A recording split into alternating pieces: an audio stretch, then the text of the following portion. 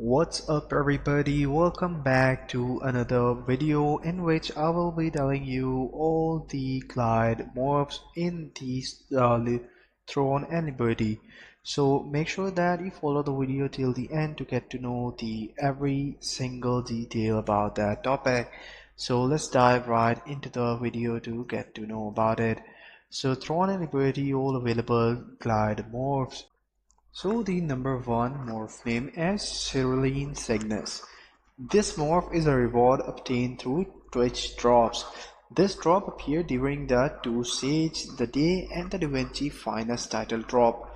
At the time of the article writing, there is an available drop until October 15th.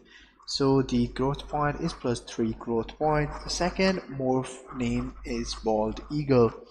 Serves as the starting glide morph for all the players. 30 plus growth points.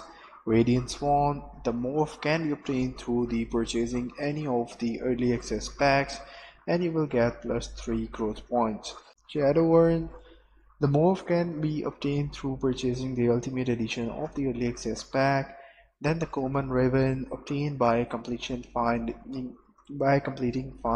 the Infiltration route in the Codex. Monarch Raven obtained by defeating Abzeril. Morrigan Raven obtained by defeating Queen Belendir. Noble Eagle obtained by completing the Bloodthirsty monster in the Codex.